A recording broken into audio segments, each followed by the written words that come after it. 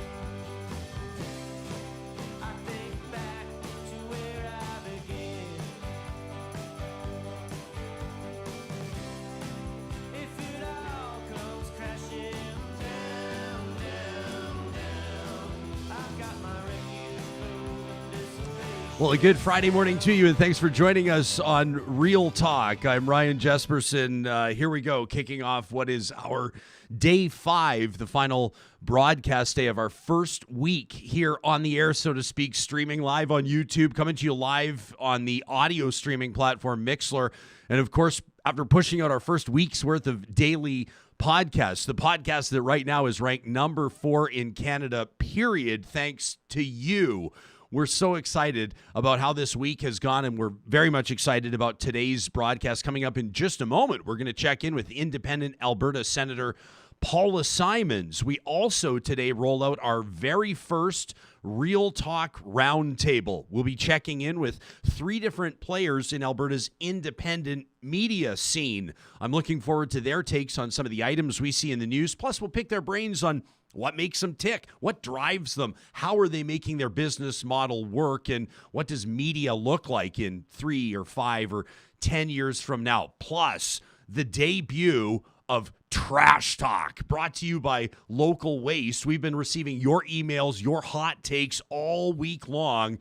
We've been telling you that if you have something you need to get off your chest, Trash Talk is where you do it. That's what we'll use to wrap up today's broadcast. That'll be coming up right around 10 o'clock. First, before we officially kick off the show, we wanted to say thank you to our friends this morning at Bitcoin Solutions, the presenting sponsor of Real Talk here. Bitcoin Solutions, is the fastest and safest way to sell Bitcoin. A lot of people are learning more about cryptocurrency right now, maybe viewing it differently than they did even a couple of months ago, as more and more of the mainstream big investment houses start to take a serious look at it as well.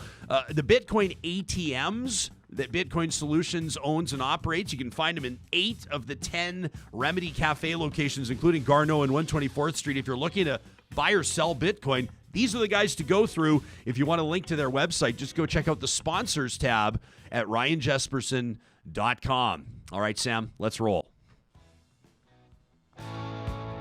Real Talk starts now. Here's Ryan Jesperson.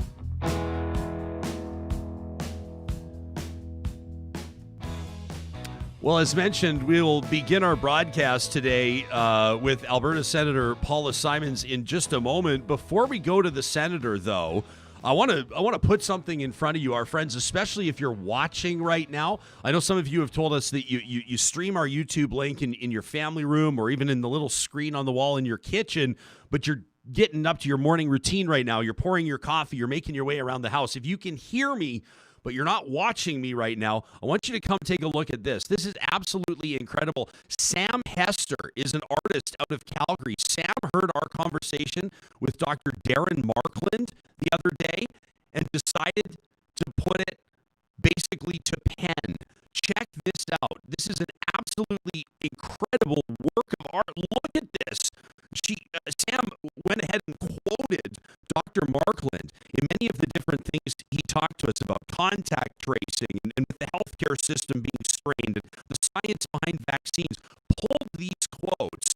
That'll be a phrase familiar to those of you that have worked in newspaper, those of you that are familiar with the industry, a pull quote, something that resonated with you that gets blown up in text. Look at this by artist Sam Hester. This is absolutely blowing our minds this morning. We are just so grateful, and I'm trying to find a way that maybe we can get Sam Hester to do some more illustration on some of the subject matter we cover. No, I want this on a t-shirt. Is this not insane? It's so like cool. In the best possible. Look at this. I think we may have found our next Real Talk hire, assuming that Sam Hester wants to join the team. I don't know, Sam Brooks. We'll have to take a look at that. Let's get into our first interview this morning. We're very grateful that she's been able to make time for us. Obviously, the work doesn't stop for Canada's senators, despite the fact that many of them are meeting over Zoom in the same way that I'm greeting her this morning. Alberta's independent senator, a former journalist and columnist herself, Paula Simons. Senator, welcome to Real Talk, and thanks for making time for us today. I'm very excited because I've been listening all week and thinking, oh, look, this is where the cool kids are. The cool kids are hanging out with Ryan. Yeah, that's right. I wanted to be cool. Thank you very much for letting me indulge that fantasy. Oh, you got it, Senator. Well, we welcomed ourselves to 2020, and here we are streaming online, bringing people the same talk that's been so important to them for such a long time, for many decades, but on a new platform, and we couldn't be more excited. I saw that you tweeted about Sam Hester's illustration earlier this morning as well, so I know you've seen it. Isn't that remarkable? Yeah, it was just remarkable because the degree of detail, and yet it still works as a visual statement, as a piece of art. I'm a writer. I work with words, but I've never seen anything quite like that. It's just stunning, and so that it happened in real time because that interview was just a couple of days ago. To see that degree of fine detail capturing that amazing interview, I was just blown away. I think I'm gonna have to close this window down on my laptop, or I'm just going to be staring at it all morning and be distracted. But want to be able to pay close attention to what guests like yourself are bringing to the mix this morning. Can you give us a sense, Senator, of what your last 8 months or so have looked like, and what the reality is right now for Canada's senators? The last 8 months have been very bizarre for the Senate. I mean, I remember exactly where I was. I was at the airport in Ottawa on March 13th when we suddenly realized that everything had changed and the world had moved beneath our feet. And for the next 8 months, at first, only senators who lived within driving distance of Ottawa were asked to come to the Senate because they didn't want people flying or taking public transit. And so that was very frustrating for me because I could not be there. And, I could watch it on the live stream, but I couldn't really participate except, I would send questions that I wish to have asked to my colleagues, and my colleagues were very good about trying to let me ask my questions through them. Then it became possible for us to go, and I did go to Ottawa for a time, but it was an uncomfortable feeling because the Senate has no masking rule, about which I have a lot of feelings. But just the flying back and forth was stressful, and so I was really, really grateful when the senators agreed to a compromise that allows us, those of us who do not live conveniently distant to Ottawa, to participate online. I mean, that's especially important for my colleagues who come from provinces and territories that have strict quarantine rules, but it's important for those of us from Alberta and British Columbia and Saskatchewan too. So I'm profoundly grateful that we're able to do that we have the technology that I can participate.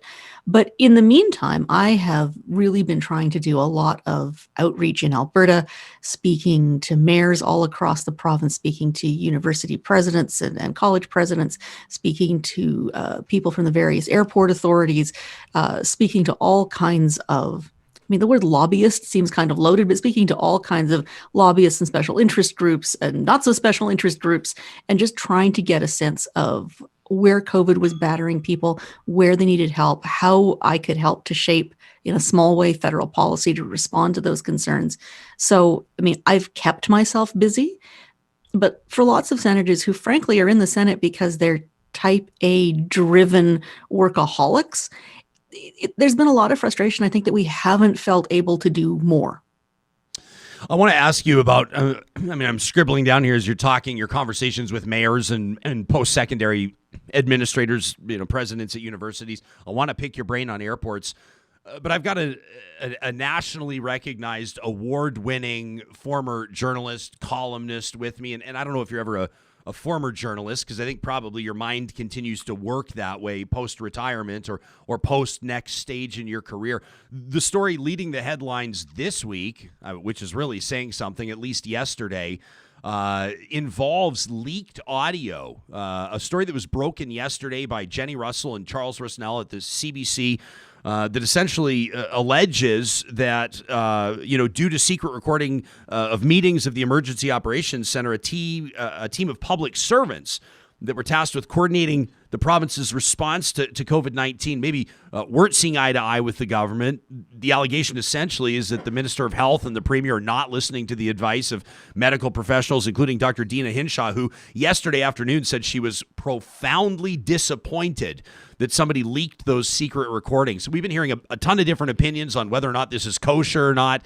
on whether or not it's cool for journalists to push out scoops like this. I have my own thoughts on this, and we're going to be talking about this over the next couple of days, but I'm especially curious for your take. I don't know how deep you'll want to wade into the actual politics of this, Senator Simons, but with regards to the leak itself, the audio recording, the diversion away from the official whistleblower process, what are you making of this story?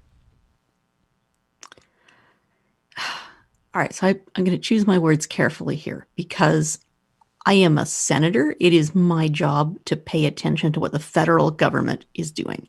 It is not my job to backseat drive provincial government policy.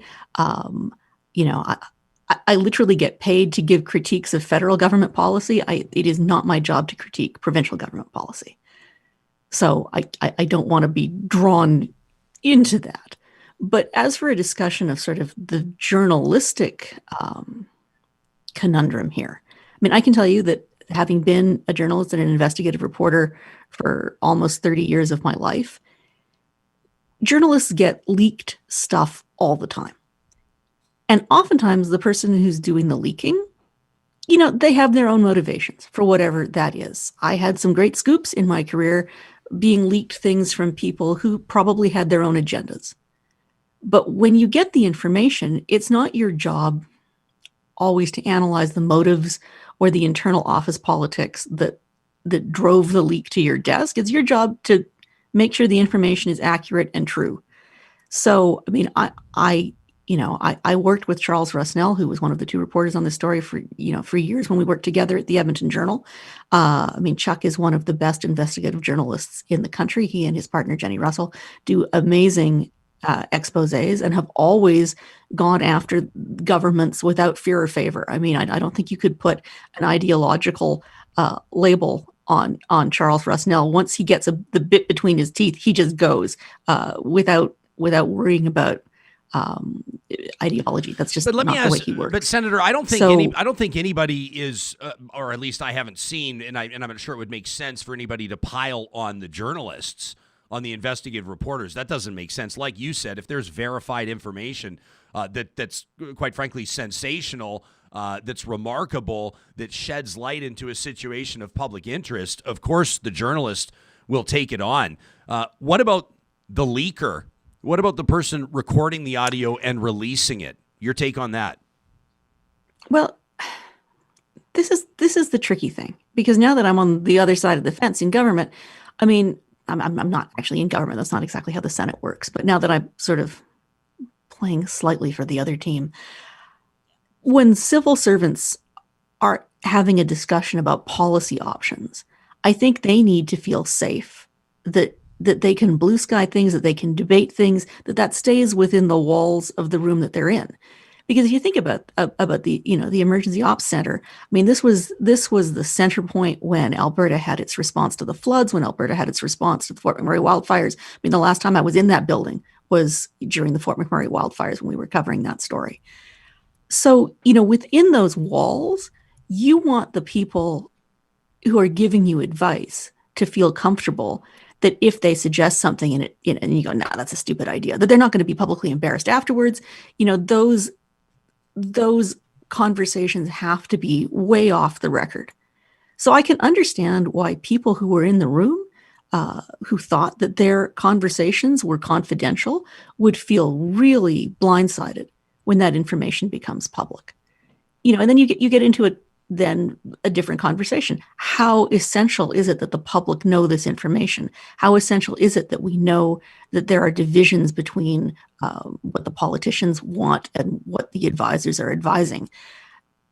I think we can have a philosophical conversation, and a really good and important one, about at what point, in a public health crisis where people's lives are on the line, people have to say, well, I'm going to put protocols and traditions aside, and I'm going to go public. But at the same time, I really feel that if you want your public servants to feel that they can brainstorm freely, the idea that that information might get out is really inhibiting to the kind of full and vigorous debate you need people to have in the middle of a crisis, and know that they're not going to be called out for it 6 months afterwards. This is an interesting question, and we appreciate the YouTube, what we've seen, the commentary on our YouTube thread through the shows is remarkable, and there's full-blown conversations and debates happening with people that are tuned in on YouTube, and we absolutely love it. Blaine LaPerriere is listening in, or watching this morning, I should say. In the conversation of social media, Senator, I think you were, I would say you broke the mold when you, of course, made that transition into your new career as a Canadian senator, and the transparency that you provided, the commentary, especially with your background in journalism, the social media reporting, the storytelling that you've done and continue to do have quite frankly has made the Senate much more accessible to many people and much more interesting to many people than it ever was before. Blaine is wondering, did you experience any pushback from your Senate colleagues when you began live tweeting the sittings? Blaine says, I found it to be exceptionally transparent and very welcomed. I kept waiting for the pushback. I kept waiting for, someone in the chamber operations team, one of the clerks or the speaker to say, hey, you can't live tweet from in here. And the day I started doing it, which was almost exactly 2 years ago, it was during the emergency debate on the postal strike, when people were discussing whether or not the federal government should order postal workers to end their rotating strikes. You might remember that was, 2 years ago at around this time. And I started live tweeting because there was very little media coverage. It was the weekend, and it was an unexpected emergency debate. We were all called back to the Senate for the weekend, and I thought, this is really interesting, and people ought to know what's going on in here. And at that point, we weren't being live streamed on video the way we are now, and I just sort of became like a circus horse that hears the music. And I thought, well, I better report what's going on in here because I'm a reporter. And I waited for the pushback, and it hasn't ever really come. Now, live tweeting an event like that as a politician sitting in the chamber is a bit like walking on a tightrope without a net. And I certainly live in fear of the day that I tweet the wrong thing. I've been given a lot of rope with which to hang myself. And so, it would probably be safer for my political career if I stopped doing that. And I don't live tweet everything that goes on in the Senate. A lot of it is less exciting than that particular debate had been. But I do think it's really important. There's so much cynicism about the Senate and so much misunderstanding about the Senate's role. I do think it serves a valuable public purpose for people to understand what the Senate does. And if you still think the Senate, if you're still opposed to the Senate and the work of senators, then fine. But at least you ought to know what it is before you make up your mind about it. It's a kind of a novel concept, actually, that people would understand the issue that they have strong opinions on. Paula, you're trying to reinvent the wheel there when it comes to public commentary. I guess perhaps I'm able to be, I'm a little ambitious there, but yeah. What do you get piled on for more? Being an elitist, liberal, left-leaning member of the mainstream media elite, or being an entitled, lazy, there for life, mailed it in, red chamber senator? What do you get more piled on for by the social media trolls? Well, people think senators are appointed for life. That hasn't been the case since Diefenbaker. It's been a long time since senators have had mandatory retirement age at 75, but people still believe it's for life, which is not the case. It's a funny thing when people used to call me an elitist when I worked for the Edmonton Journal. I used to laugh and laugh and laugh, and I would think, have you seen what journalists get paid? I'm pretty sure that the people who are piling on me for being elitist are all making more money than I am. And I was this horrible sick feeling in the pit of my stomach the first time somebody called me a member of the elite after I joined the Senate. I was like, oh, nuts. I guess now I am. It's a very peculiar thing. I've also had people piling on, saying, "Oh, well, you have like this big salary and this guaranteed job security." I spent 30 years as a working journalist. I've never had job security until now, and it's difficult to sort of wrap my head around the change, because sometimes I want to get all prickly and defend myself when people say those things, and then I'm like, oh yes, actually I have been given this remarkable opportunity and this remarkable status with which I'm not really wholly comfortable. I think for those of us in Western Canada, for those of us in Alberta and in Edmonton, the idea of class and hierarchy is really foreign to the consciousness of this place. I mean, one of the things I love most about Edmonton is that nobody can pull rank on anybody else. This is a place where you're judged by what you do and not by who your grandparents were. And so it is a bit of a culture shock to arrive in Ottawa, which is a much more hierarchical place, which is a place where suddenly I showed up at the Senate and people opened doors for me. And I used to laugh as a journalist, nobody opens the door for you. They shut the door in your face. And so it's a really weird thing. I was rewatching the other day, sort of, for my pandemic solace, little bits of Downton Abbey, some of my favorite episodes. And I thought, yeah, now I know how it feels to be, Tom Branson, who goes from being the chauffeur eating in the basement to suddenly eating in the dining room. And I'm always worried that I'm not doing it right, that I'm such a Clydesdale horse clomping around, stepping on protocol and etiquette everywhere I go in Ottawa. I can tell you that I do understand the reference very clearly. That's one of the shows that I obsessed over, Downton Abbey. We're talking to Senator Paula Simons. We're going to get to the actual subject matter that we intended to talk to the senator about in just a moment, about 20 minutes into our interview. But first, I want to let you know about our relationship with Clean Air Club.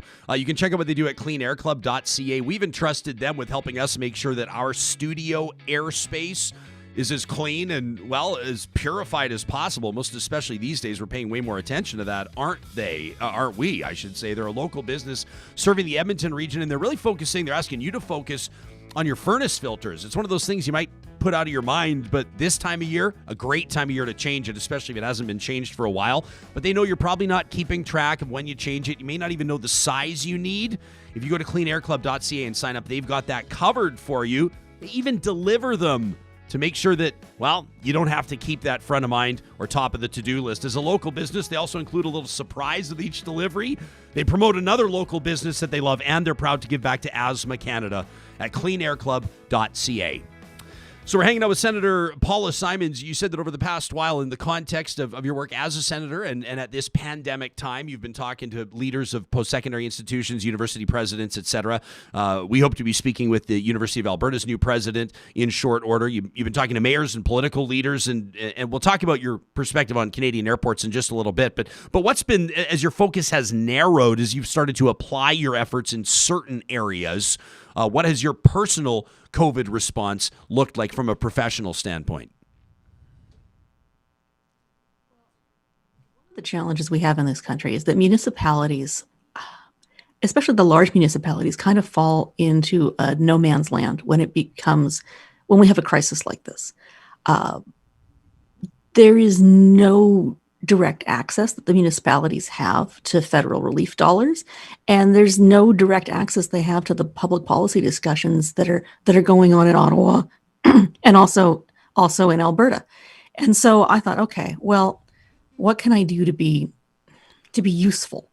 And so I started reaching out to mayors all across the province. I started with the mayors in sort of the Metro Edmonton region, and then started reaching out to, mayors from Fort McMurray, or, Wood Buffalo, Grand Prairie, Calgary, Brooks, all over the province, trying to get a sense of what was happening in different municipalities, what support they needed.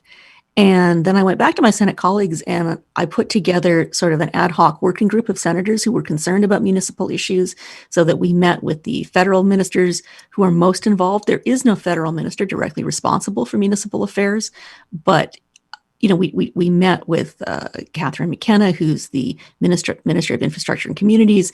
We've been trying to get people in Ottawa to pay more attention to what a huge existential blow this has been to municipalities across the country. And several of my Senate colleagues have a strong background in municipal affairs. They're former mayors, for example, who are in the Senate. And, so we've really been trying to see if there's a way that the Senate can bring more attention to the fact that municipalities need more stable funding, need for the really big municipalities, which are bigger than some provinces, need to have a form of governance that recognizes the extraordinary responsibilities that have been downloaded to municipalities. So I've been working with senators from across the country to try and make this not just an Alberta issue, but a national discussion about how we find a more useful way to involve municipalities in these really important decisions and in response to this COVID crisis and beyond.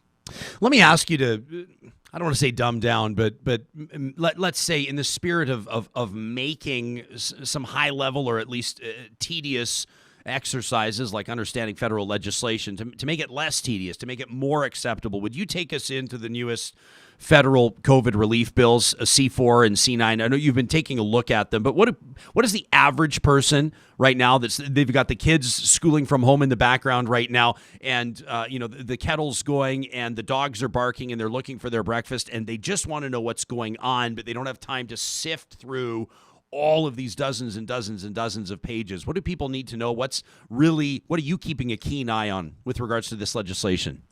Well, with C4, I've really been disappointed, I have to say. I've been disappointed with the federal government and with provincial governments, because I don't think anybody's done a very good job of explaining to people the benefits in C4, which are really, really important right now when we need people to stay home if they are exhibiting symptoms that could be COVID-19 or if they're caring for someone. So it's really, we can't just shut things down and tell people, well, just, live on your savings, because it's been a really hard 8 months. You can't just ask people to survive on what may now be nothing, or credit lines maxed out, or savings gone. So Bill C4 establishes a basic emergency benefit. If you have to stay home because you're sick, if you're ordered to stay home because of COVID, you're eligible for $500 a week in benefits. And there's an even better benefit if you're a caregiver. And I think this is so important. So if you're a parent of a young child and your kid is now sent home from school because there's a 14-day lockdown, your 6-year-old can't go back to grade 1, and how are you going to look after your 6-year-old? So the emergency caregivers benefit gives you, again, $500 a week for a maximum of 26 weeks to look after little kids under the age of 12 if they're home because of COVID-19.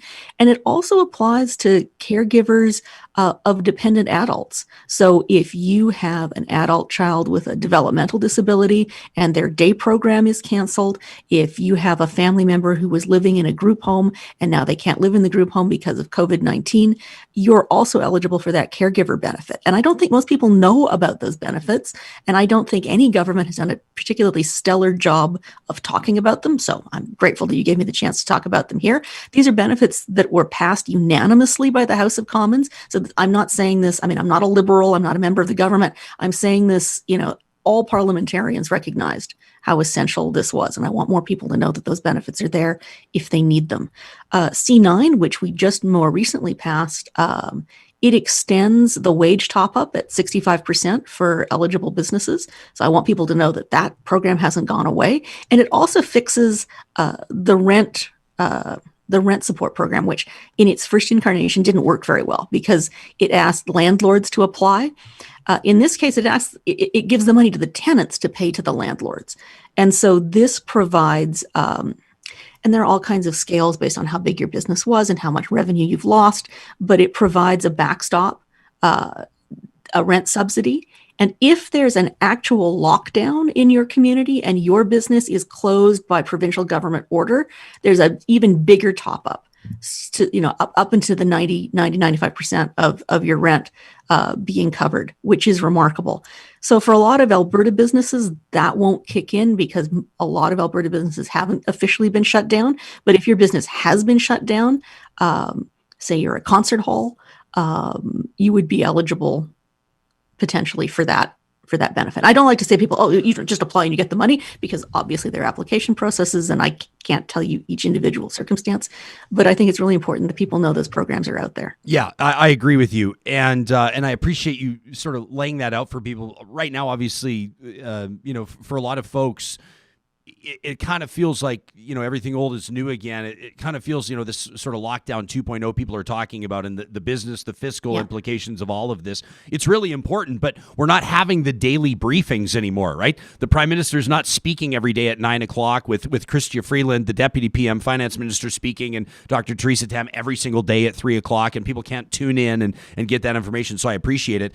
Senator, typically right now I'd be panicking. Well, I also think people have kind of I think people are kind of overwhelmed too. Like at first, sure, it's funny. Like they call it the novel coronavirus, and that novelty. I think in the beginning, it was like the beginning of the movie, and we were all so scared, and we were all so interested and hanging on every word. And now, after months, the horrible thing is that this has sort of become our new reality. And I think that's part of the reason people don't seem to be responding as seriously, even as numbers climb. It's not, the novelty of this has worn off. And I think you can only be in that fight or flight mode for so long before your adrenal glands kind of overload. Well said. I was going to say, typically you and I, and we've spoken dozens of times in previous contexts, and I would be panicking because I have an important question to ask you. But it's actually 9:01, and I've not yet got to the news headlines. And we have our first ever Real Talk Roundtable, which is set to begin in 1 minute, which it's clearly going to be late, but that's the beauty of it. Because if we have another question, we just ask another question, and the news will be at 9:03 instead of 9:01. Paul, I feel like I'm just liberated. Poor Sam.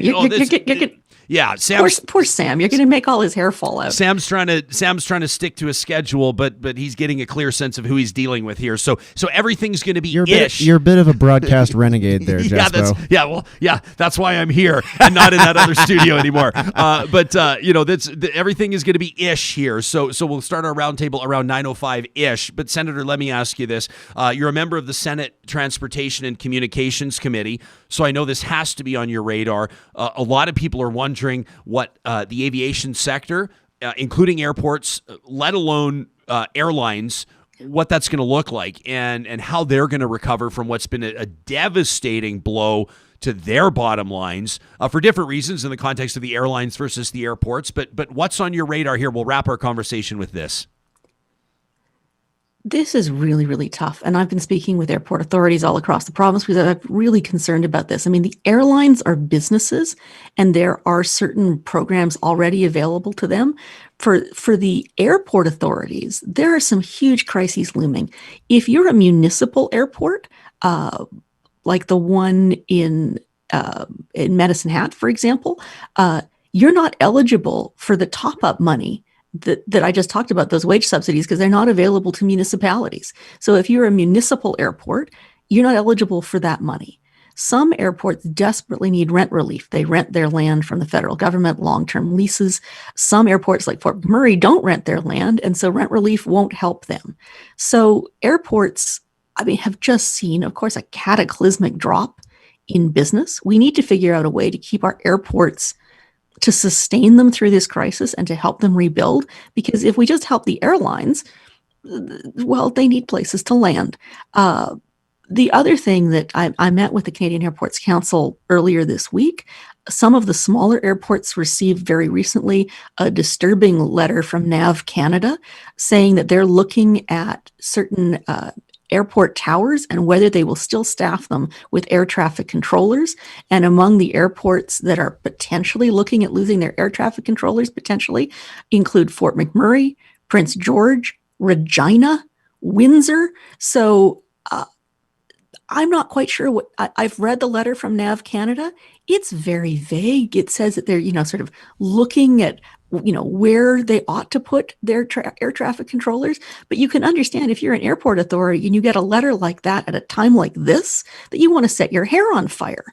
Because how could we possibly have the Fort McMurray Airport without air traffic controllers in the tower? That's not a sustainable model. So I only just learned about this week when I met with the Airport Council, and I'm going to be following up with NAV Canada and with Transportation Canada, and I'm going to be getting our committee to look at this because, I understand there are huge economic pressures and that we need to respond to COVID nimbly, but I would be horrified if we started to rip apart absolutely essential economic and social infrastructure that a country like Canada needs. I mean, this is a huge country. The North and the West in particular are absolutely dependent on functional airports, and we cannot throw those babies out with that bathwater. Paula Simons is an independent senator from the province of Alberta, a former award-winning journalist and columnist out of Edmonton with Postmedia papers, including the Edmonton Journal. We so appreciate not just the work that you're doing with regards to your role as a senator, but also your availability this morning. And we'll look forward to your return appearances here on Real Talk. Thank you for this, Senator. Thank you so much, Ryan. And thank you to Sam, with whom I worked at the Journal years ago. It's delightful to be back with both of you this morning. I'm so happy to hear from you again, Paula. Thank you so much. Let me ask you this quickly in closing. Before you sign off, Paula, you worked with Sam, and one of the really cool things about launching a show like this, and I told Sam he better buckle up, because I said, I hope you're ready to be famous, because this show is tracking in that direction. But people will slowly be getting to know Sam Brooks, Sam the producer. What's a story about Sam or something about Sam? I love how uncomfortable he is right now. What's something about Sam that you remember or that you think that our audience should know about? I think what your audience should know about Sam is that he is a man of many, many talents, photography, videography, audio stuff, because I met Sam when we worked on podcasts together. But he is an engineer who ran away to join the media circus. I mean, he's an actual camera, Sam. He has an engineering degree. I think. Are you wearing the ring today? Your mic's not hot. You got There we go. Yeah. I'm doing a lot of things here. You are doing a lot of things. I still wear the ring because I still have some touch point engineering, and I like to bring my science background in when I can. And I paid 5 years and $40,000 for this ring. I'm damn well gonna wear it. Yeah, that's right. Well, Paula, I don't have to tell you how lucky we are to have Sam here on the Real Talk team, and I love that you and I have that in common, that we've both worked with him.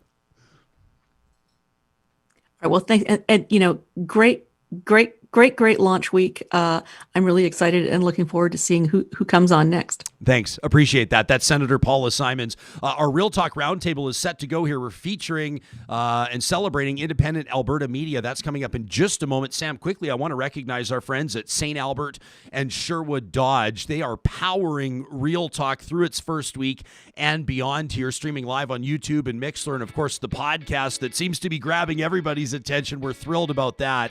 My personal relationship with Sherwood Dodge goes back 10 years or more. So when my wife and I bought our first Jeep Grand Cherokee, and I just swung out about a month ago to visit the brand new St. Albert Dodge dealership. It's gorgeous. They just wrapped up construction on it a few months ago, and it's stunning. Customer service excellent. Now I'm in a brand new version of that Jeep Grand Cherokee, and it's incredible. If you're looking to have confidence on the winter roads, make your way through those conditions without having to give a second thought on whether or not you're properly equipped for a Canadian winter, go check out the Jeep lineup, Alberta's best, at Sherwood and St. Albert Dodge. Sam, before we get to our roundtable panelists, why don't we take a very quick look at what's making headlines today? Here's a brief look at the news so you know what's going on.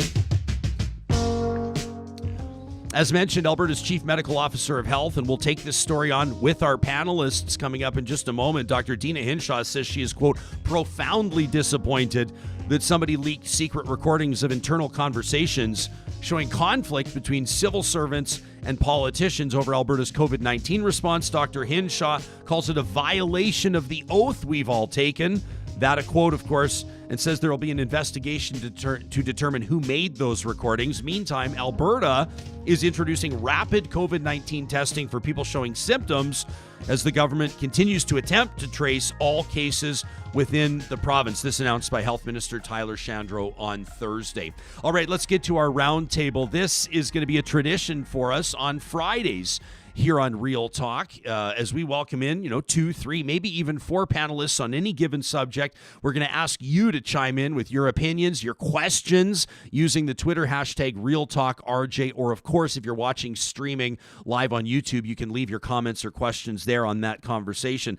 Let's get to our guests. All 3 of these individuals that you're going to meet today are operating, and in some cases, owning independent media outlets in the province of Alberta. You see it here on our split screen where he's stacked up next to me, a recognizable face in Alberta's politics to be sure. Derek Fildebrandt is the publisher, president, and CEO of the Western Standard. From 2015 to 2019, Mr. Fildebrandt was the MLA out of Strathmore Brooks. He served as the finance critic for the Wild Rose leader as well of the Freedom Conservative Party through Alberta's most recent provincial election. For 6 years, from 2009 to 2015, Derek Fildebrandt was the Alberta Director and National Research Director of the Canadian Taxpayers Federation. Derek, welcome to Real Talk, and thanks for making time for us this morning.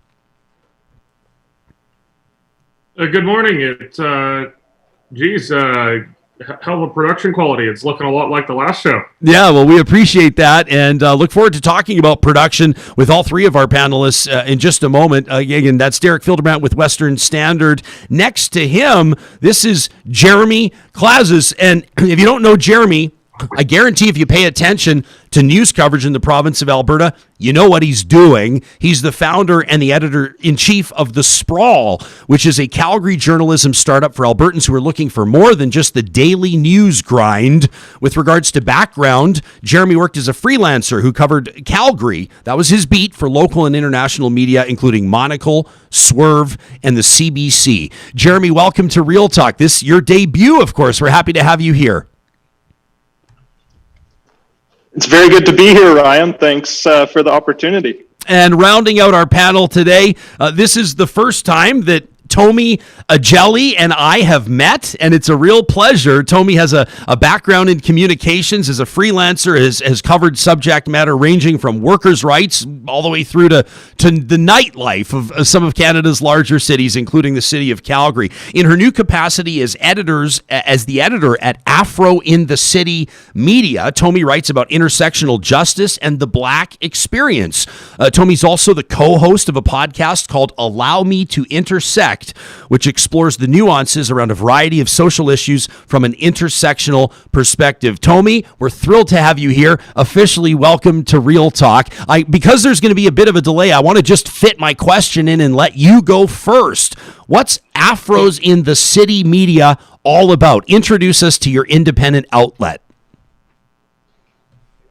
Oh, yeah. Thanks so much for having me, first of all. Afros in the City is all about amplifying Black voices here in our region, specifically in Calgary. It really started because of a conversation that a few of us Black folks were having during the Black Lives Matter protests here in Calgary. We are seeing a lot of local news coverage, and the thing that kind of stood out to a lot of us was that these stories weren't being told by Black journalists. So we really decided to kind of kick off a platform where we could get in there and tell our own stories and really amplify Black voices in Calgary. Derek, I want to ask you about Western Standard. Now, you're in a unique position on this panel as the only former elected official, the only politician. And as mentioned, your involvement with Canadian Taxpayers Federation as well reiterates that you've had experience from a number of different perspectives when it comes to political commentary, political action, political discourse. If people visit your website, Western Standard, one of the first things they'll see is a pop-up and it's a great piece of marketing, by the way. It reiterates that you will not take any of Justin Trudeau's federal media fund. You're crowd-funded. What's it been like transitioning your career from politics into political commentary, most especially as an independent? Well, in some respects, it's actually a throwback. With the Canadian Taxpayers Federation, I was a regular columnist. I would be regularly published in the Sun chains and Post Media before they were amalgamated, and from time to time, the Globe and Mail. I love writing. I've always loved trying to writing opinion columns. I'm not a news guy, but I get to do that again, although increasingly I find myself more concerned with editing others and managing the corporate side of things than I actually have time for writing, unfortunately. But I found it extremely rewarding. I know there were some hoping that post-politics I would go away. Those people probably don't know me very well. And we had to create a platform. We saw a vacuum in the media there is a blossoming alternative media out there. And I think it's being stifled by efforts by the government to prop up the old corporate, mostly centrally Canadian-owned mainstream media. And by artificially propping that up, it's strangling the smaller players trying to break into the scene, market disruption, if you will, which is a natural part of the creative process and the economic process. But we've had tremendous success in building a crowdsourced broad-based membership, and we're increasingly finding some success on the advertising side, although that's come a bit slower. But media can exist without being funded and licensed by government. It just has to have the balls to say no. I want to encourage, if it hasn't gone without saying, I want to encourage each of our panelists here to interact with one another. Feel free to, unless the delay stops us from doing this, I want to ask you to please feel free to interact with one another, interrupt each other respectfully, and further the conversation in the direction that you see fit. Jeremy, Derek touches on something, doesn't he, there, which is the traditional business model of media. If you talk about print newspaper, boy, has that proven to be facing enormous challenges right now. People would maybe describe this as the dusk of the traditional newspaper business. You take a look at some of the federal funding that's been provided to media outlets to keep them afloat as big advertisers like Google and Facebook have been taking the lion's share of advertising dollars. You've been very transparent and very open and, quite frankly, very well organized about how you crowdfund Sprawl and how you hire people. You put incentives in front of your loyal readers. You say, once we reach this membership level, we'll be able to hire another person to do this. How is it different, what you're doing now versus what you've had some experience in either working in or observing traditional media? And how are you making a successful go of it? I mean, just a short time in, everybody in Alberta has heard of what you're doing. Yeah, I mean, I think the big difference is community and relationship. That's a key part of this model. So the advertising model worked for a long time, as you say, for newspapers, and they had their heyday. But right now, you could try to get an advertising-driven model going. But what's really nice about the model we have is that folks have a stake in it. So when we say support the sprawl, people pitch in $5 or $10 a month, and that makes our journalism sustainable. Right now, we're doing a campaign because we want to hire another full-time journalist. So people feel invested in it. They feel like they're a part of it. It's not just something that they are consuming, but they're actually a part of making it happen. And I think that's the difference. It's community. People are looking not just for journalism in Alberta, although obviously I think that's very important, but what they're looking for is community. They're looking to be a part of something. And especially now in Alberta, where many people feel, do they belong here? A lot of people are asking that question. Do I belong in Alberta anymore? Do I want to stay here? What is my place here? So I think the sprawl and journalism generally can connect people to the place where they live and connect them with each other and with themselves too. Tomi, I can see that you're nodding in agreement to what you're hearing from Jeremy. I'd like to ask you to build on his thought, but also let me ask you in the context of this question, how does being an independent outlet impact how you discuss or cover issues like race and intersectionality and everything else that you've prioritized, how does being an independent outlet change how you can tell those stories? Yeah, I love the fact that being independent basically allows us to discuss a lot of the nuances that happen in Calgary, and without sort of having to worry about being behind the veil of like perceived objectivity, essentially.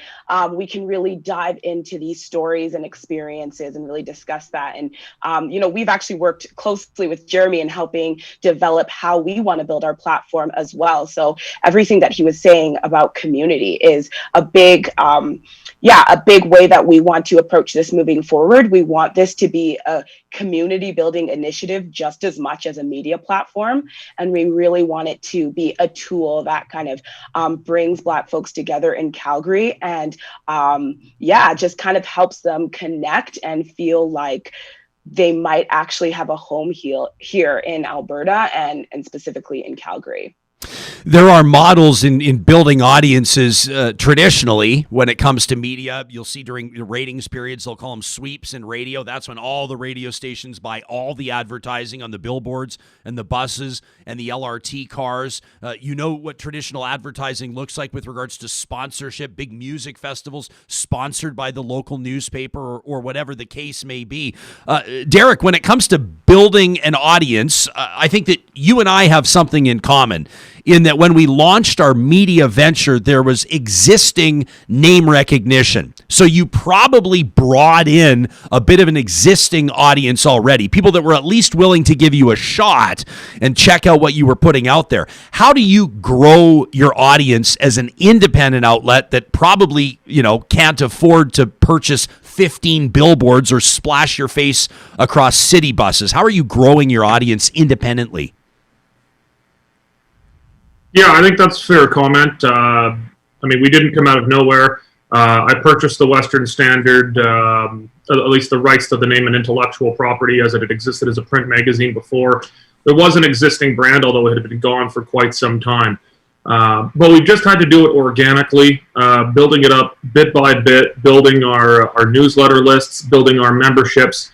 If I've made a big mistake with the Western Standard in the last year, it's that I've been too cheap in being willing to invest in building our social media platforms. I think the other guests on the panel will probably sympathize with how aggravating Facebook algorithms are, that they essentially force you to pay if you want to grow your page. And that's where 80% of our traffic comes through, is through Facebook and then through Twitter.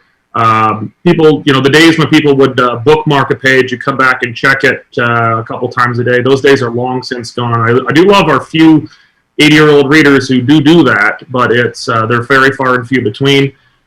So we have not put enough money into investing and building up our social media channels, as they essentially force you to pay for now.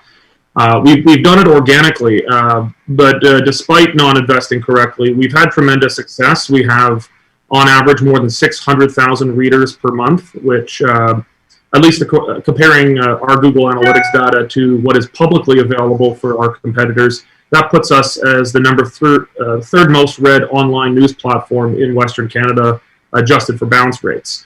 Not always number 3, but more often than not. So that puts us in the very top tier there, with the Vancouver Sun, the Calgary Herald, and normally kind of fighting between 3rd and 4th with the Calgary Sun, and some of the others of that size. So we've been tremendous in growing our readership. Our readership is tremendous. We're trying to straddle a few worlds here. The advertising model is broken. I think your other panelists will understand, if they've ever tried to use Google AdSense, how much of a scam that is. Google has very much become a near monopoly on online advertising. They charge a ton for advertisers to buy ads, and then they pass on very few pennies on the dollar to the platforms actually hosting it. So you can have incredible readership and make very, very little on Google Ads. So we've been trying to build a sales team selling direct advertising. We've had some very good recent success with that. But the bread and butter is building our membership. Other panelists have talked about this in their own models, building a sense of community. Our people aren't just subscribers; they're members. They have a real say in things. I treat our members who are paying $5, $10, or $20 a month as if they're my boss, within reasonable limits. They don't get to dictate editorial policy, but no, everybody still knows you, Derek. Everybody knows you're not taking marching orders from anybody. You never have. Why would you start now? Fair enough, but at least I do try to listen from time to time, even if I don't agree. Yeah, there you go. Tomi, how important when we talk about, and I like how Derek talks about his members, and I feel the same way. I mean, I intentionally refer to our audience here. It's only a week old. We're in our infancy, but it's a community. These are participants. These are people that are joining us on a journey.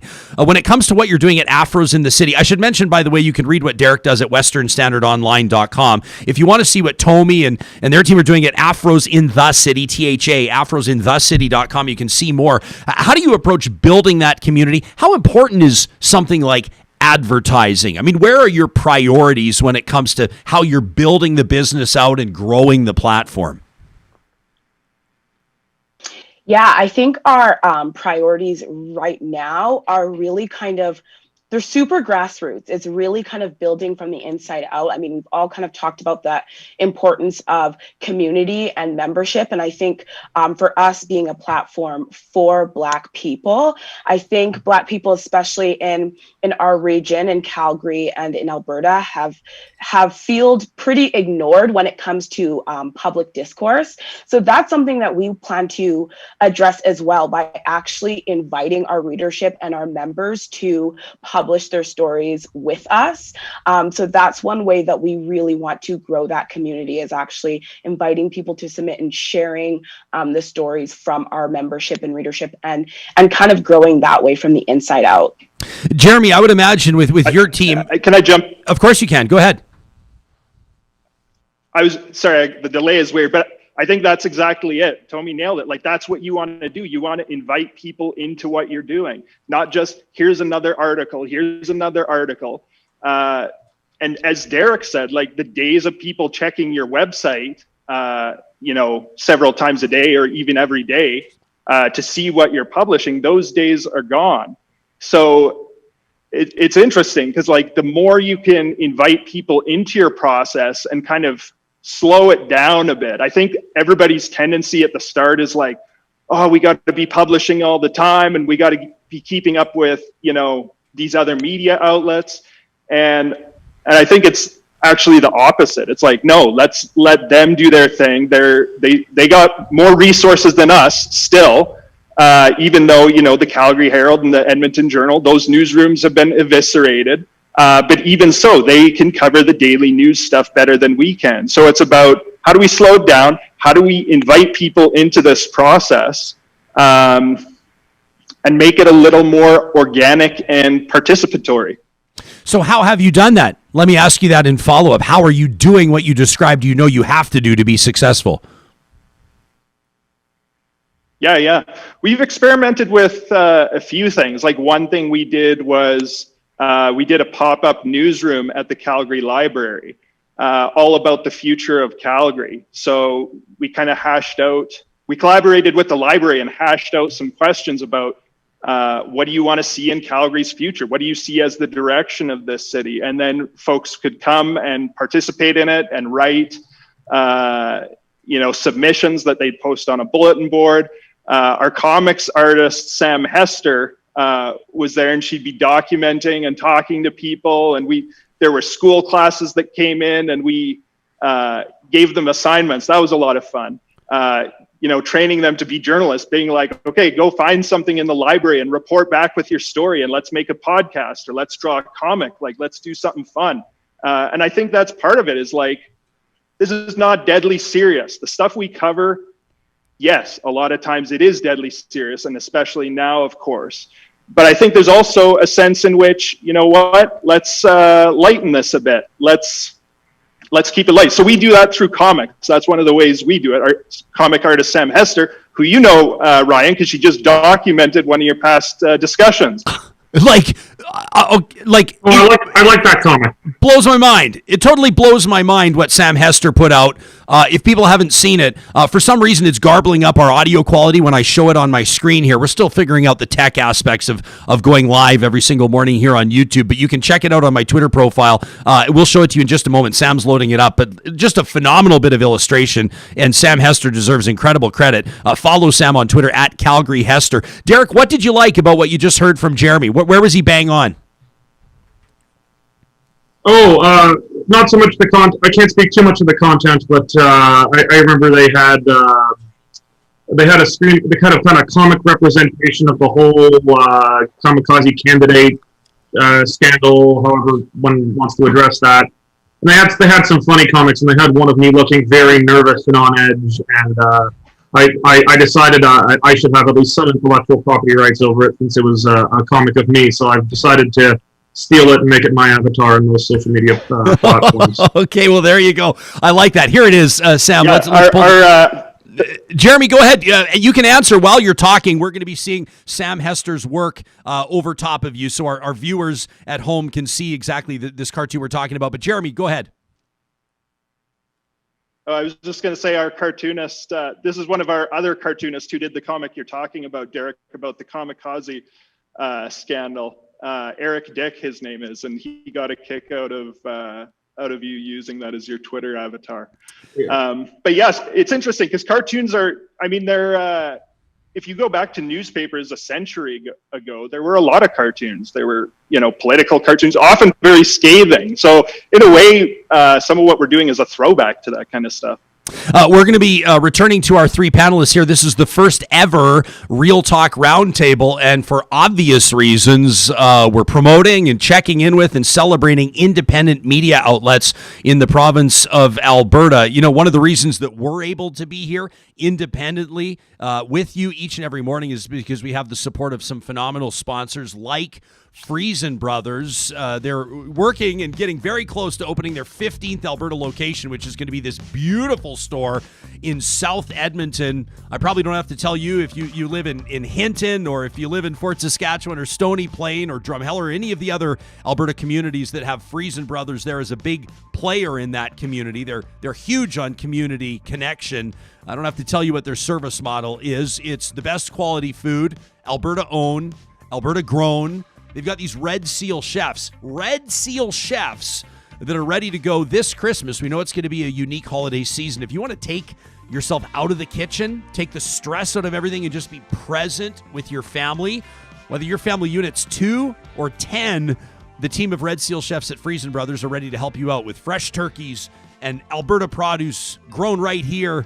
And, of course, their world-famous Friesen Brothers sourdough. You can link to their website by checking out ryanjesperson.com/sponsors. You can click on the sponsors link on our website. Tomi, one of the stories that everybody's talking about this week, of course, is the leak. Nobody knows who leaked it, but leaked information that allowed the CBC to report that maybe Alberta's Chief Medical Officer of Health isn't getting through to Alberta's Health Minister, Alberta's Premier. It indicates a disconnect between the public service and politicians, but of course, a lot of people simply interested in the leak itself and the reporting around it. With a story like this, do you plan to flag on this one? Do you have a strong opinion on the story that's basically been leading the headlines for the last 24 hours of this cycle this week?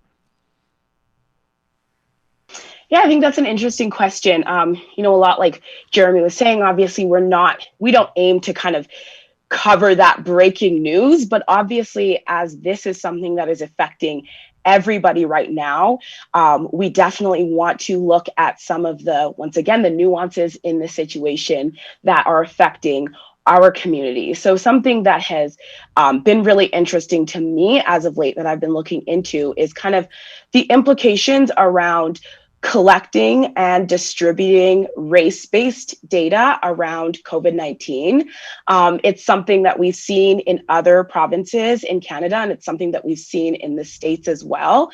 And I think it's really interesting how that kind of overlaps with the existing conversation we've been having around systemic racism in Alberta and how that kind of data could potentially drive that conversation forward.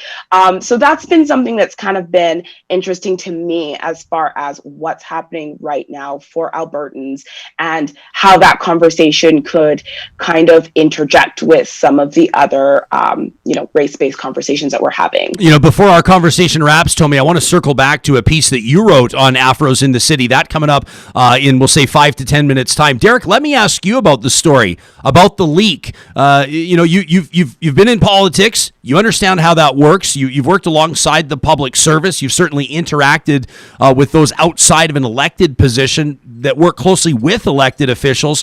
What sort of an impact would something like this have on the mechanism of government? How big of an issue would this be behind the scenes? Well, leaks take place normally because someone has an agenda. That agenda isn't always necessarily negative. In their view, it's always positive, and very often it is. It could be someone who views themselves as a whistleblower, or it could be someone trying to attempt political gamesmanship of some kind. We can only speculate as to the motives because we can only speculate as to who it is. Although I'm sure within the government, people who were in that meeting, they probably have their own theories. I think the biggest thing that is going to come out of this is that when there are leaks, and trust me, in the journalism business, we love leaks. We'll take them. Nothing is better than getting a brown envelope in your mail at the office. But leaks do harm the ability of government to operate. This means that, especially during a pandemic, people want to be meeting by Zoom, like we're all doing here. They want to be meeting remotely. But the security around those kinds of meetings is very lax. You have no idea when someone's got the tape recorder held up to it or they're recording what's happening. So this is going to encourage more in-person meetings, and it's going to encourage people to be less forthright. I don't think you can argue one way or another about if people should be taking Dr. Dina Hinshaw's advice 100%. I'm not aware of any government in the history of the world, or at least the democratic world, that accepts 100% of what the bureaucrats or the non-elected government officials tell them. Normally what the bureaucrats tell them informs things, and governments will do 80 or 90% of it. They tend to be more expert in their field, but they tend to be myopic and focus on their one avenue. Fiscal bureaucrats, economic bureaucrats won't really have very much to say about healthcare, but healthcare bureaucrats won't have very much to say about the economy. So the politicians can't do 100% of what their unelected bureaucrat or public officials are telling them. So that really shouldn't come as any great shock. It's just, as Bismarck said, laws are like sausages. You never want to see them being made. And this is one of those rare circumstances where people get to see the sausage being made, and it's never pretty. Yeah, no kidding. Nobody that has seen sausage get made really typically tends to enjoy sausage as much as they did before. That's Derek Fildebrandt of the Western Standard. We're also talking to Tomi Ajele of Afros in the City Media, and of course Jeremy Klaszus of The Sprawl. Jeremy, what do you make of the ethics around this? I talked about it with Senator Paula Simons prior to this roundtable. As far as I'm concerned, I don't have any issue with the reporters investigating the leak and pushing out the story. The impetus is on them to do exactly that when confronted with legitimate information that is in the public interest. But what about the ethics around circumventing the whistleblower process and leaking information to investigative reporters? Do you have a strong opinion on this either way? I've seen smart people taking completely polarizing positions on this one. Yeah, and I've been thinking of this. I'm kind of two minds on it. Like, obviously, the journalist in me says, this story is awesome. It should be out there. Go get them. That CBC investigative team, they're doing awesome work, and they're doing. It brings to mind George Orwell's line about, journalism is stuff that somebody doesn't want printed, and everything else is public relations, right? So I get that. And especially now when the stakes are so high and there's a lot of mistrust towards this government. Recent polls show that, with the NDP polling ahead of the UCP. But at the same time, when I think of it as a citizen, I do understand this argument that, we expect, or I would hope that people hash things out in good faith in government, between the civil service and politicians. I understand that you want to be able to have those conversations without somebody having a, digital recorder in their pocket that's running. But I think when you zoom out from all of this, the issue is trust. And Dr. Dina Hinshaw hit on that yesterday. She said, trust has been broken. Okay, sure. In this circumstance, specific to this leak, trust has been broken. But zoom out from that. Trust has been broken in this province. Trust has been broken between the people of Alberta and Dr. Dina Hinshaw. If you look at, how she was regarded at the start of this pandemic and now. And there are legitimate questions as to whether, this government is listening to her recommendations. And she was asked quite pointedly yesterday, what are these recommendations? Can we see them? Because that would dispel a lot of the speculation that's going on here.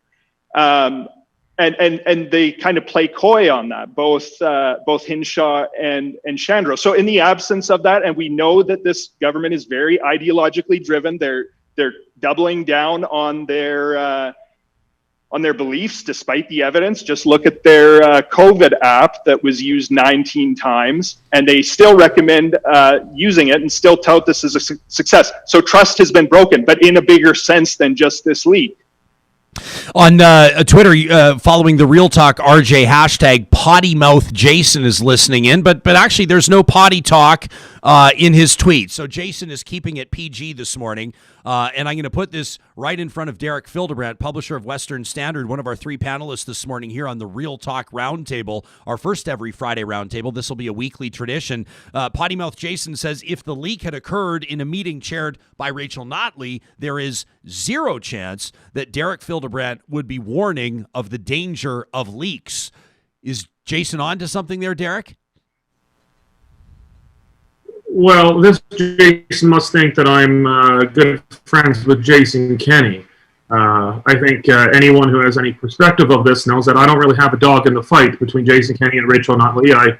I certainly didn't vote for either of them, and I have no intention of voting for either of them in the future. I'm probably significantly outside of the mainstream political spectrum in Alberta, and don't see a home really in either of the two major parties. No, I do. I mean, if you like a leak, 99% of the time comes down to, do you dislike who it was leaked about? Does the information coming out damage the politician or the party that you most disagree with? So Jason does have a point there, but he's wrong in assuming that I actually have a dog in this fight.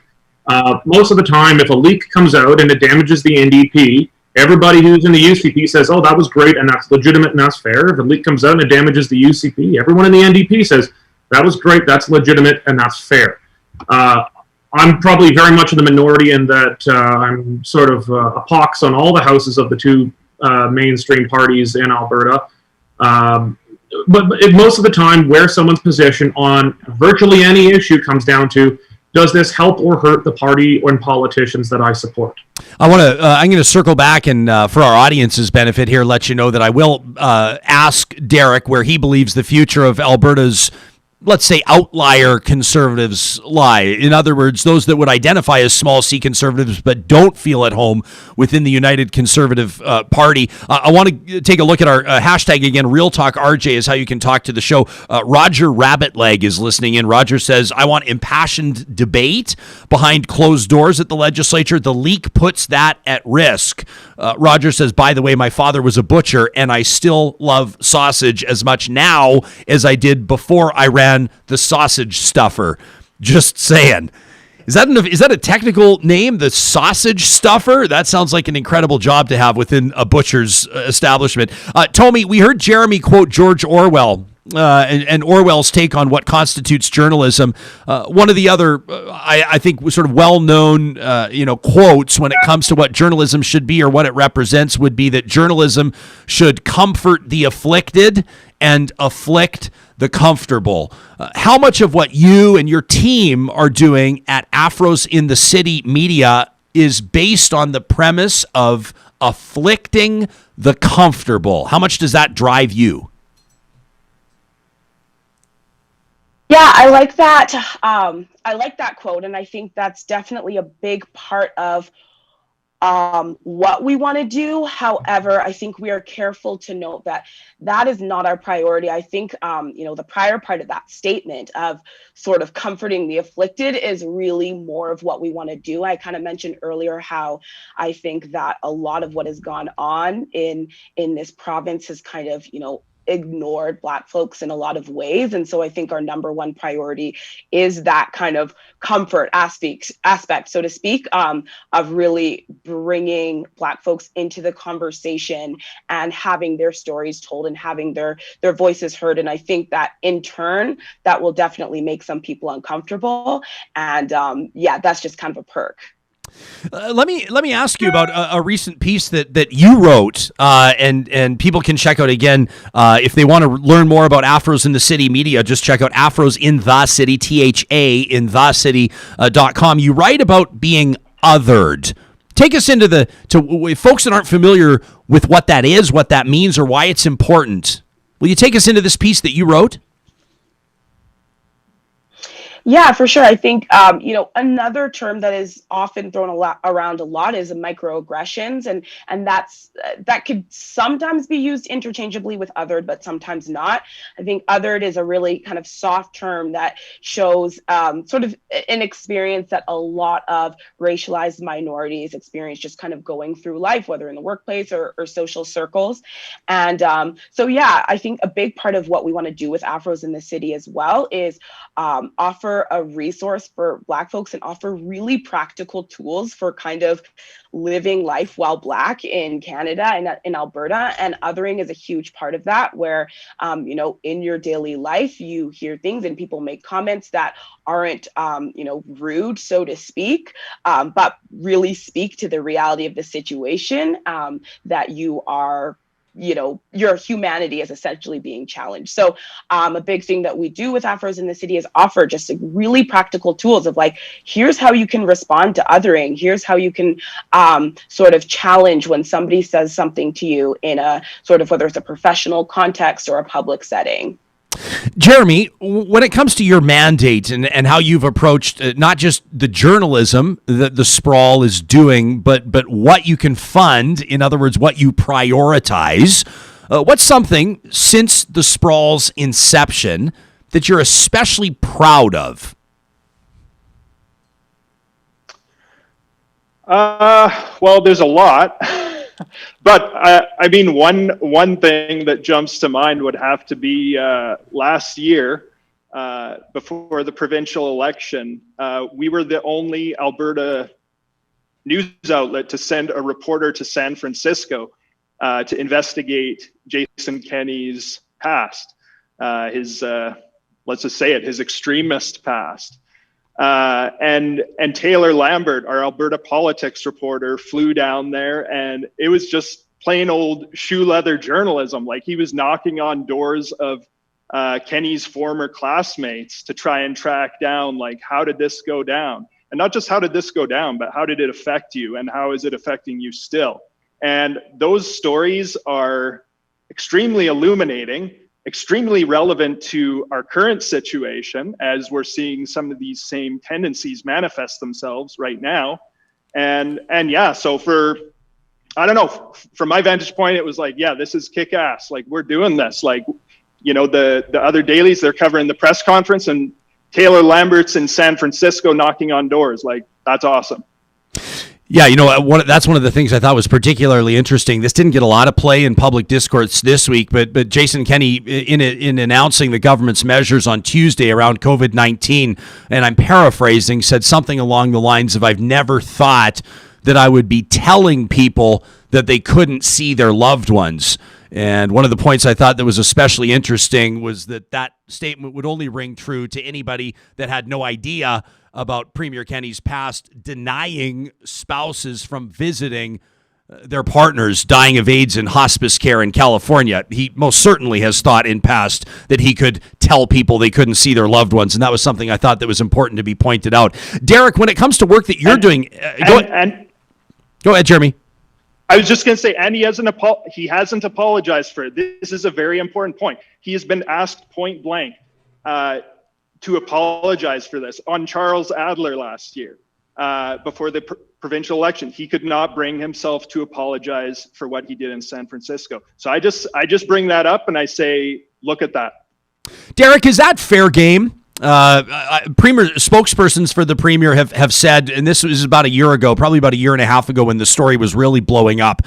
They've said, hey, listen, that was a comment from 20 or 25 years ago, or that was action from 20 or 25 years ago. The premier's personal views have evolved. And hey, I'm open to forgiving someone for past views. I have no problem telling everybody here that I would be mortified if some of the ignorant, horrific, discriminatory jokes and words that I used as a dumb young punk were made public. I would be in serious trouble if Facebook was around when I was in high school and university. I've said some of the dumbest shit you can imagine, and if people were to hear it now, 25 years later, I'd be mortified. It would not represent me. But here's the thing. I don't have a problem telling you that. I don't have a problem looking someone in the face that I would have offended, a classmate or what have you 20 years ago, and said, that was my ignorance. I did not understand the complexity or the depth or the nuances of this issue. I have changed. The premier has not done that. The premier has not stepped to a podium and said, my views have evolved. My views have changed. And here's how. Is it fair to apply that historic involvement, Derek, in how people perceive the premier today? Well, it's funny enough. I was looking around for some piece. I was Googling around for something, and I actually came across this story just a couple of days ago. And I was kind of reminded of my own comments at the time. A gay staffer in the UCP at the time who could come from the Wild Rose, he quit the UCP over this, and he came on board as my director of communications when I was leading the then Freedom Conservative Party. And it kind of reminded me of my own comments at the time that were in there. Look, people's views change over time. I'm not a fan of judging people outside of their times. Abraham Lincoln would be considered a raging bigot and racist by today's standards, but we have to judge a man by the standards of his own time. But we're not talking about Abraham Lincoln here. We're talking about the current premier of Alberta. People's views do change over time. In the early 90s and in the 80s, a public opinion on gay marriage was almost universally against it. Public opinion has thankfully evolved and changed over time. Nearly everyone has had to flip on that. Odd bit of trivia is that the first American president actually elected on a platform of supporting gay marriage was Donald Trump, bizarrely enough. Barack Obama converted to it while in office. But on Jason Kenney on this is not just an issue around gay marriage. This was particularly odious. This was not about one's view. People had different views on gay marriage. A lot of people had this false belief, I think in hindsight, that gay marriage was going to destroy straight marriages. Well, we already did that to ourselves, and everyone can join the club. But people had sincerely held beliefs that were not always based on bigotry, that they had concerns about what this would do to the institution of marriage. They were wrong about that, but those were very often sincerely held beliefs that were not always based on bigotry. Some of them were, but many of them were not. This one is particularly odious, though. And as if your opinion changes over time, if you are a public official, you should explain that, not just say, well, gay marriage is now broadly accepted by Canadians and by Albertans, so I'm just not going to reopen it. That's not changing. That's not saying you've evolved with your position. That's saying that political necessity has made that impossible to change. The issue around this campaign that was run in San Francisco around the ability to visit loved ones and the ability of gay couples to have any kind of benefits from people dying of AIDS there who are gay.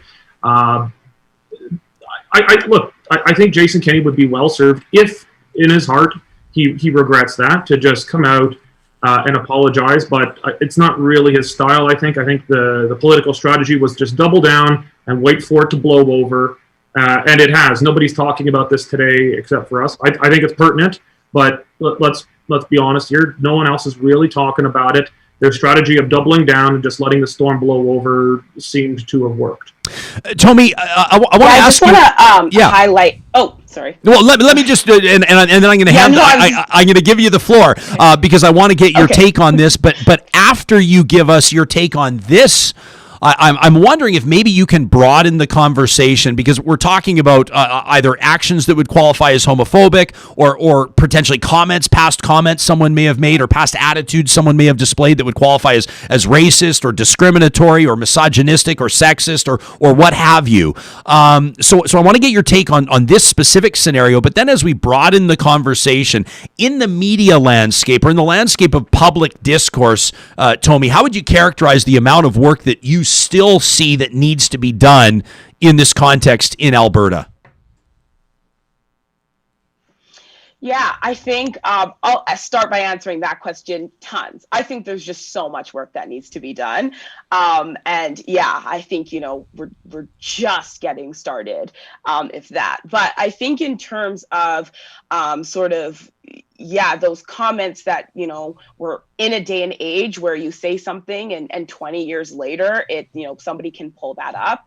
And I think that in terms of addressing that, I mean, the same thing, we saw the same thing happen with Trudeau when those photos came out of him in blackface 20 years ago. And I think that with conversations like that, it's like it was 20 years ago. Everyone was doing blackface. It was just as problematic then as it is today.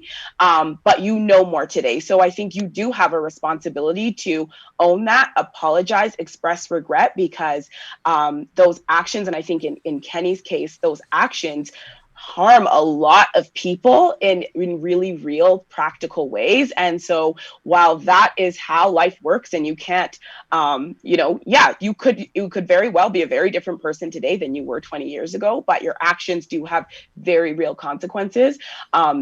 Just like what Jeremy was saying, I think at the end of the day, the most important thing is, are you showing up? Are you apologizing for the damage that you caused? And I think if you're not doing that, then while it may blow over and nobody's talking about it, it is incredibly revealing.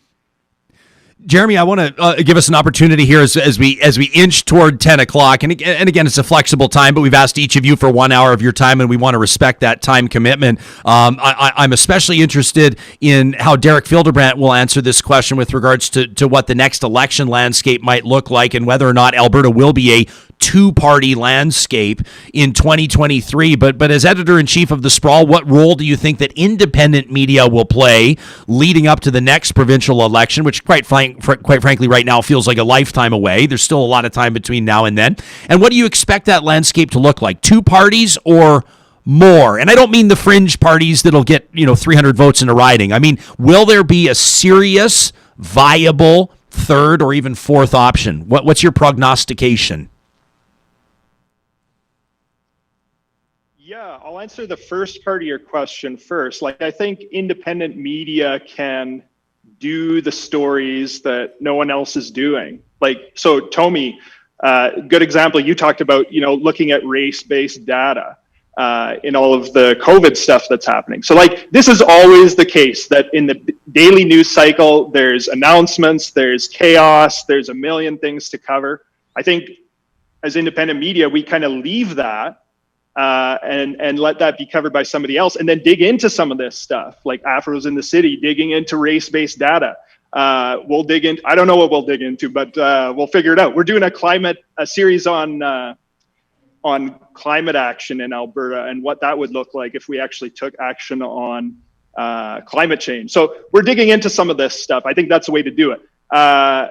In terms of what it'll look like, I mean, I don't know. I have no idea. I mean, it'll probably be the two parties battling it out. I don't expect a lot of change in that regard. But looking at the poll numbers, it'll certainly be interesting if these numbers hold. Derek, let me ask you. I mean, there's the Alberta Party, and depending on who you talk to, the Alberta Party is either to be taken very seriously or not seriously whatsoever. But the tale of the tape shows that they received about 170,000 votes last time Albertans went to the polls. So approximately for every vote, or every 5 votes, let's say, that the UCP received, the Alberta Party got 1. Not too bad. Also, David Kahn is walking away from his leadership of the Alberta Liberal Party, so some people are speculating that together the membership bases of those two parties, which have really never come together under any leadership. I remember Greg Clark and Raj Sherman duking it out back in the day right in front of me. They had no interest in working together, but there is some theory that Alberta's progressives could come together and have some sort of a formidable base, 300,000 voters maybe. As mentioned, you led the Freedom Conservative Party, more sort of potentially, and I'll let you use your own words, a sort of a libertarian bent party, maybe more sort of the grassroots, more on the right side of the spectrum type party. And I know that whether or not he would acknowledge it or not, Alberta's premier must be aware of a growing sentiment around there, most especially in rural ridings where the party is struggling in polling for obvious reasons. There's talk about the Wexit movement or Alberta independence movements. What do you think the landscape looks like in 2023? Is it a two-party election, or could there be a third or fourth player that could and should be taken seriously? Well, I'll give you the best answer I can, but with a bunch of caveats that they say everything before the but is bullshit. So I'll give you everything before the but, and then I'll discuss maybe how things could get interesting. Right now, if there's an election today, there are probably still only two parties getting elected in the legislature. There are a significant... here's where I think the Alberta Party gets things wrong. They are correct in believing that there are a lot of Albertans who don't identify as being on the left or on the right. There are people in the so-called center, although that is a very relative term, and that's always shifting of what we perceive as the center. The problem is that the Alberta Party is sort of like Switzerland trying to get into the First World War in 1917. There are two big sides on the east and the west with these big, massive armies, and they're trying to come into the middle. And they just get sandwiched because in a two-party system, everybody fights over 5 or 10% in the very center. Those are the coveted voters. There's no one more important in the world than a couple people in a couple of counties in Pennsylvania, Ohio, and Florida, or in Canada, a couple of people in the 905 in a few particular demographic and geographic locations. So the Alberta Party is trying to be Switzerland in the First World War, and it's extraordinarily rare in political systems, even multi-party systems, that parties perceiving themselves to be in the center ever successfully break in. New parties nearly always break in on the margins. They have something that no one is talking about, not something that everybody's talking about, but just too much on one side or another. New parties come in on the left or the right, or in the case of Quebec, something that's linguistic, nationalist, or ethnic, but they're offering something that no one else really is. So I think there is very much the potential of a party on the right or the sovereigntist side. My old party, the Freedom Conservatives, merged with Wexit to form the Wild Rose Independence Party. I know obtaining the name Wild Rose very much sent a few people in the UCP into a bit of a tizzy. The big question is, there's kind of two questions about the success of that.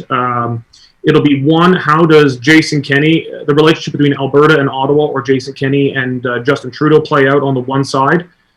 Can Jason Kenney obtain enough of a new arrangement, new relationship with Ottawa to satisfy dissatisfied Alberta nationalists, for lack of a better term?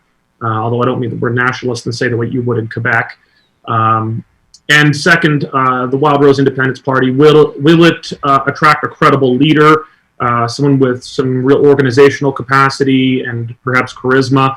Right now, they've got Paul Hinman as their interim leader. He was the original leader of the Wild Rose before Danielle Smith. I mean, he's not the most glamorous man, but he knows how to build a party from the ground up, touring to church basements and talking to small groups until they get, they go from 3 to 5 to 10, and eventually you become a serious political party. So it's going to depend on how things play out. I know there are many people who think that any talk of even a fair deal at all is quasi-separatism.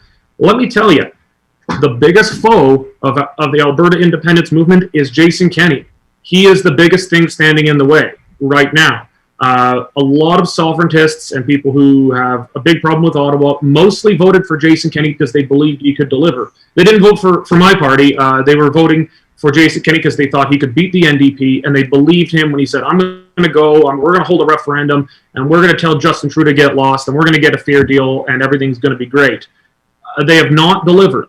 They've had fair deal panels, they've had discussions and papers, but nothing has really been delivered yet. And I think people's expectations are set so high right now, and it's going to be extremely difficult for him to deliver. So if Jason Kenney, Federalists in Alberta, even of the leftist bent, should be hoping that Jason Kenney can succeed in what he's trying to do, because if he cannot, the polling that we've conducted shows that the bottom is going to fall out of that party, and if they fail, and if a challenger like the Wild Rose Independence Party manages to elect a credible leader and gain some traction. Okay, Tomi, I want to give you the chance to wrap our conversation here, and then I'll thank the three of you profusely for your time.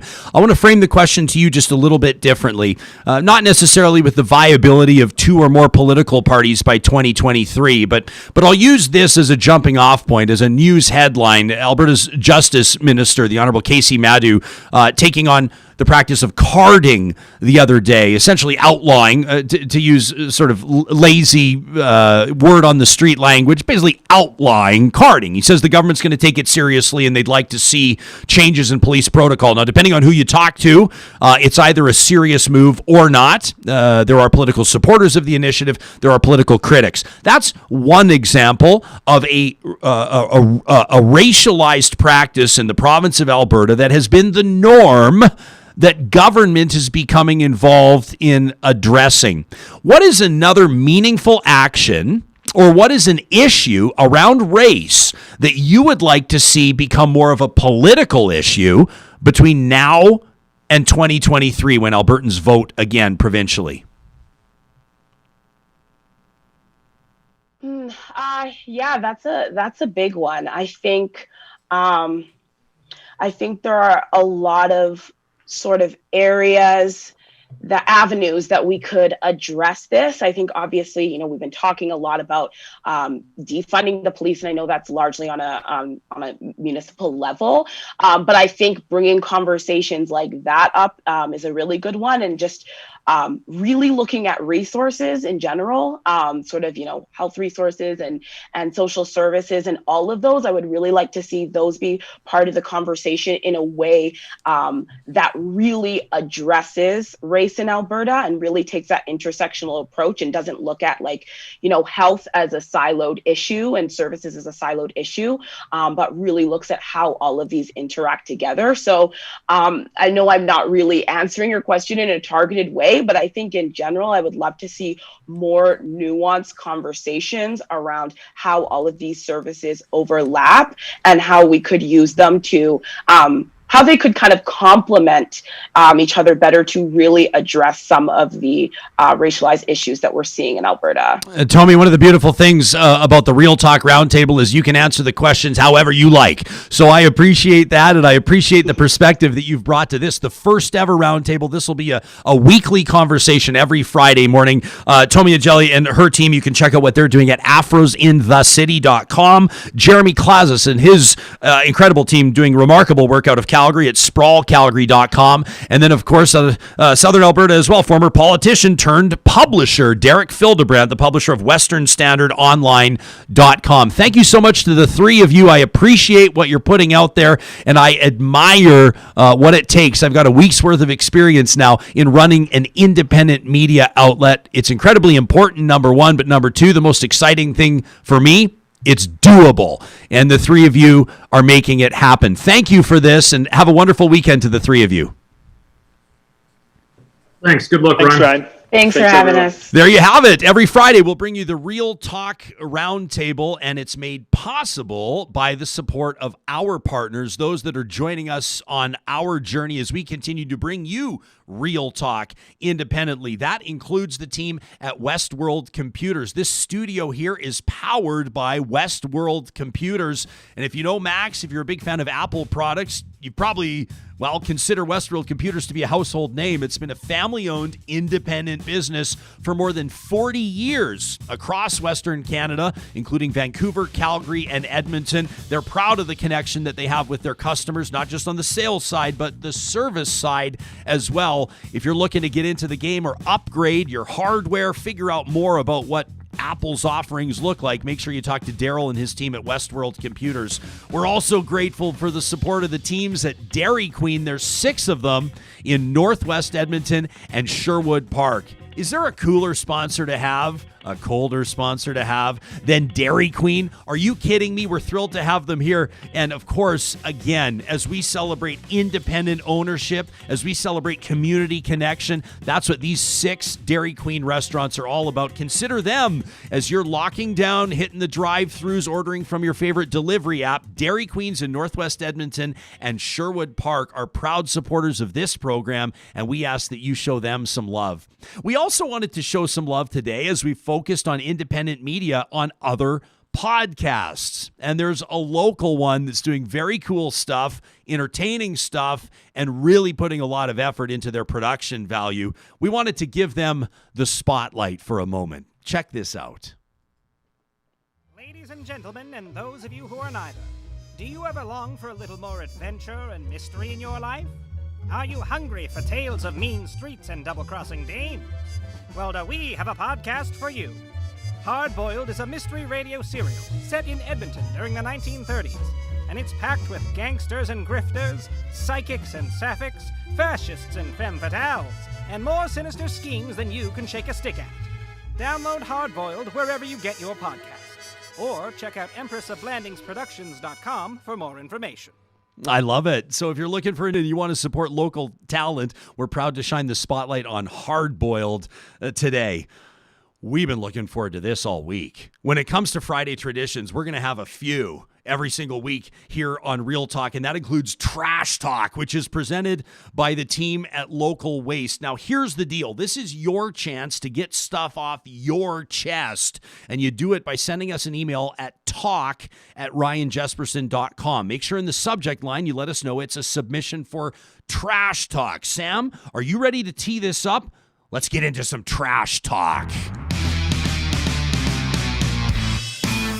All right, an email from Lecky. Ryan, it's unreal how the same Jason Kenney who preaches about ethics, transparency, freedoms, and constitutional rights passed Bill 1 outlawing peaceful protest, censors all of Dr. Hinshaw's recommendations, severely weakened workers' rights and employment standards, uses the war room to sole source contracts to his buddies, constantly attacks public health care, plans to sell our public parks against the wishes of the majority of Albertans, and only consults on these matters with hand-picked stakeholders already aligned with his agenda. It seems to me, says Lecky, that COVID is about the only thing he isn't interested in controlling. What about this one from Joe, who says, hey, call me Joe because I can't use my real name on air. I didn't choose to have cancer, says Joe. It isn't my choice that one of the chemo medication risks impairing lung function to save my life means that if I get COVID, my immune system is destroyed, my lungs sensitive, there's a high likelihood it would literally kill me. I've already voluntarily isolated. I'm the sole provider for a family of 4. I'm 38 years old and physically active. When I hear the Premier say the Charter is his concern, I want to know where he places my right to life. That is my first protected right, and the Charter allows the suspension of any of these rights. He says there's a cure for my cancer, but it's aggressive, it's dangerous, and I'm receiving it in a pandemic. Through the pandemic, I've advanced from stage 1 to 4. I feel that Alberta's Premier's crossing a line that seems traitorous at this point. He says that is not okay. And what about this one from Jay, who says on Tuesday, both the Premier of Alberta and the Health Minister stated anybody can work from home, should work from home. Yet here I find myself day after day driving into school so I can teach my online class. Last week, my best friend, also teaching online from her school, contracted COVID-19. This could have been avoided. So the question remains, when will the government start listening to advice? Why are we and other workers expected to come in even though we could do our jobs from home? Is it for optics because we're public sector employees, or is it simply because our lives aren't valued? Says Jay, I don't want to assume it's the latter, but I honestly don't know anymore.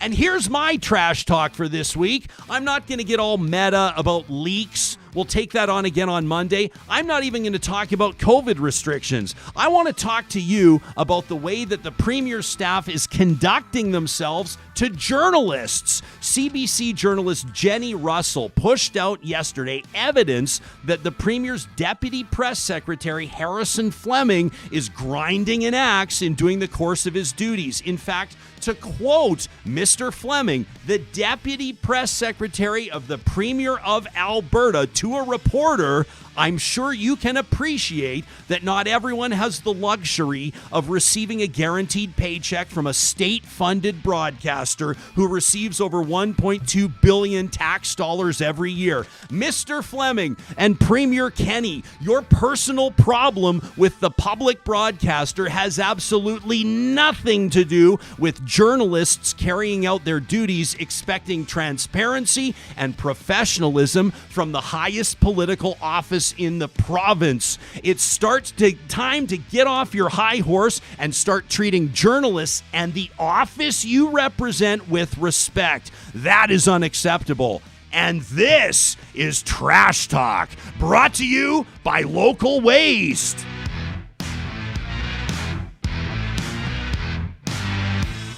So there you have it. The first week of Real Talk. You know, once once the plexiglass shield comes down, I'm gonna have to be dodging papers. Yeah, I think so.